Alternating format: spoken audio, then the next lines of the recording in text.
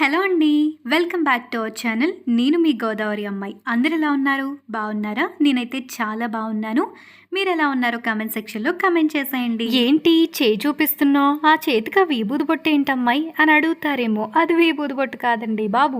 ఏమైందంటే ఈరోజు నేను టేస్టీగా ఎమ్మీగా ఈజీగా 5 మినిట్స్లో అయిపోయి ఎగ్ ఫ్రైడ్ రైస్ మీతో కూడా షేర్ చేసుకుందాం అనుకున్నాను.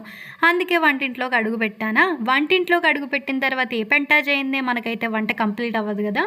ఈరోజు నేను చేసిన పెంట ఏంటంటే చేయి కాల్చుకోవడమే. అది చూసి మా ఇంట్లో వాళ్ళు పాపం చేయి కాలిందని వాళ్ళేదో నా కోసం వంట చేసేస్తారనుకుంటే వంటలు ఇవన్నీ కామన్ అని తీసి పడేశారు. ఆ మాటకు చాలా బాధేసింది. చాలాసేపు బాధపడ్డాను. ఎంత బాధపడినా మనల్ని ఎవడు పట్టించుకోవడం తర్వాత అర్థమైంది. అందుకే మళ్ళీ వంటింట్లో గడుగుపెట్టి సాకల్లో ఆపేసిన వంటను పూర్తి చేశాను. ఎంత కష్టపడి చేయకాల్చుకుని మరి ఫ్రైడ్ రైస్ చేస్తాను అంటున్నావు కదా, ఇంతకీ సక్సెస్ అయిందా లేదా అని అడుగుతారేమో. గ్రాండ్ సక్సెస్ అండి బాబు. అసలు ఎక్స్పెక్టే చేయలేదు నేను.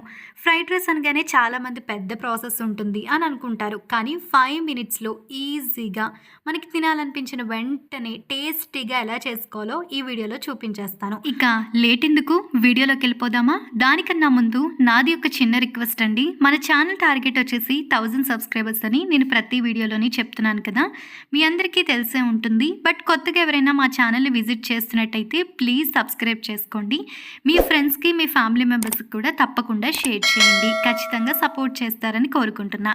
ఇక లేట్ చేయకుండా వీడియోలోకి వెళ్ళిపోదామా? ఈ ఎగ్ ఫ్రైడ్ రైస్ చేయడానికి మీరైతే ఉల్లిపాయ, పచ్చిమిర్చి, కరివేపాకు తీసుకుంటే సరిపోతుంది. ఈ మూడిటితోనే మనమైతే ఎగ్ ఫ్రైడ్ రైస్ చేసేవచ్చు.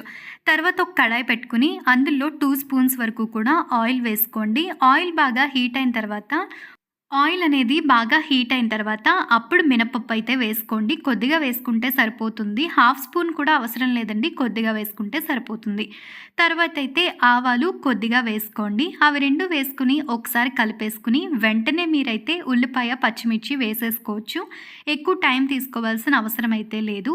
ఇవి రెండు వేసేసిన వెంటనే మీరైతే ఉల్లిపాయ, పచ్చిమిర్చి కోసుకొని పక్కన పెట్టుకున్నారు కదా, అవి కూడా వేసేసుకోండి. తర్వాత అయితే కరివేపాకు కూడా వేసేయండి. అది నేనైతే చెప్పడం మర్చిపోయాను. కరివేపాకు కూడా వేసేసిన తర్వాత అప్పుడు కొద్దిగా సాల్ట్ అయితే యాడ్ చేసుకోండి. మళ్ళీ లాస్ట్లో చూసి సాల్ట్ వేసుకుందాము.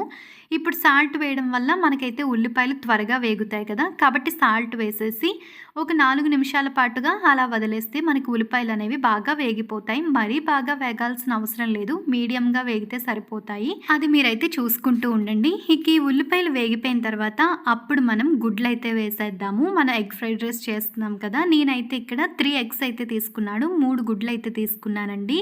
ఉల్లిపాయలు వేగిపోయిన తర్వాత అందులోనే ఈ 3 గుడ్లు కూడా వేసేసి కొద్దిసేపు అయితే అలా వదిలేసేయండి. తర్వాత బాగా కలిపేసుకుని అందులో సాల్ట్ అదేవిధంగా కారం వేసేసుకోండి. మనం ముందైతే ఎటువంటి కారం వేయలేదు కదా, మనం తర్వాత వెంటనే కారం వేయకుండా రైస్ వేసేస్తే మనకి టేస్ట్ అయితే అంత బాగోదు. అందుకే నేను ఇక్కడ కారం వేసాను. మీకు కావాలి అంటే కారంతో పాటుగా గరం మసాలా కూడా వేసుకోండి. కొద్దిగా స్పైసీగా ఉంటుంది, బాగుంటుంది.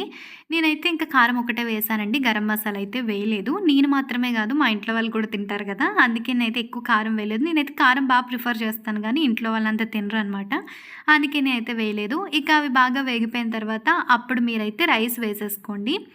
ఇక రైస్ అంతా కూడా యాడ్ చేసేసుకున్న తర్వాత ఒక 1/2 స్పూన్ వచ్చేసి పెప్పర్ పౌడర్ వేసుకోండి. తర్వాత ధనియాల పొడి వచ్చేసి ఒక 1/2 స్పూన్ వేసుకోండి.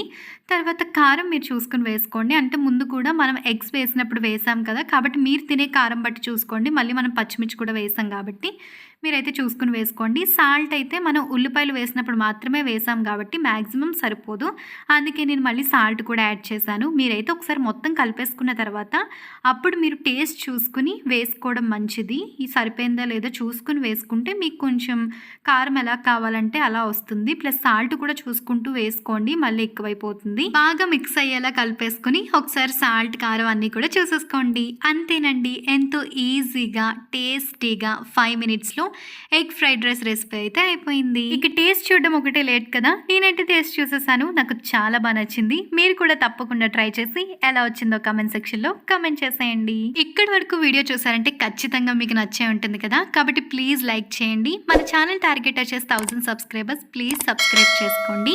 Thank you. మళ్ళీ కలుద్దాం.